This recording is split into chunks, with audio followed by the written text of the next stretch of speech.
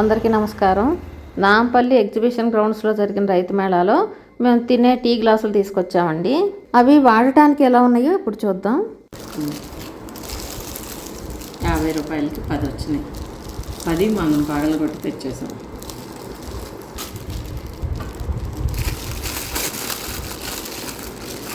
అక్కడ వాళ్ళు మనకి టేస్ట్ చూడటానికి ఇచ్చారు. మిల్లెట్స్తో చేస్తారంట.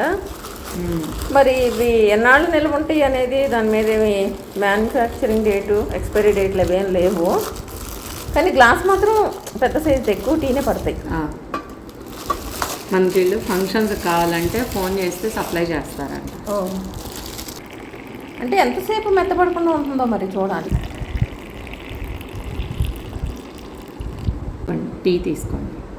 ఎవరైనా ఇంటికి వస్తే ఇలా టీ ఇచ్చి అది తినేయాలండి అని చెప్పాలి. అంటే మనం బిస్కెట్స్ కానీ స్నాక్స్ కానీ ఇవ్వాల్సిన అవసరం లేదనమాట.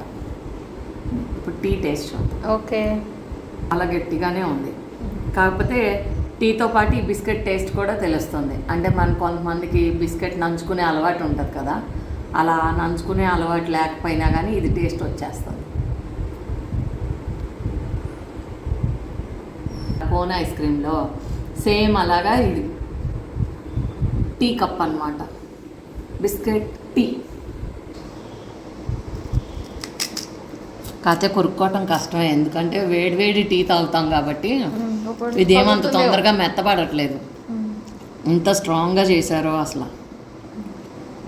ఇలా కష్టపడి ఏదో కొరికాను కానీ టీ అయిపోయిన తర్వాతే తినటం నయమండి. ఎందుకంటే ఈ కొరికితే పక్క నుండి టీ కారుతున్నాయి, ఇట్లా తాగటం ఇబ్బందిగా ఉంది. టీ పూర్తిగా తాగేసిన తర్వాత అప్పుడు కొంచెం మెత్తపడుతుంది. అప్పుడు బిస్కెట్ తినటం బెస్ట్ అన్నమాట. ముందే చెప్పకపోతే ఇది ఏదో డిస్పోజల్ కప్ ఈ రంగులో ఉందనుకొని పడేస్తారు. ఇది బిస్కెట్ అని అందరికీ ముందే చెప్పాలి. టీ అయితే లాస్ట్ వరకు వేడిగానే ఉన్నాయి. అంటే నేను టీ తాగే వేడి చివరి వరకు నాకు వేడి అలానే ఉంది. ఈ కప్ కూడా ఎంతో గట్టిగా ఉంది. ఇప్పుడు మీకోసం పగలగొచ్చు.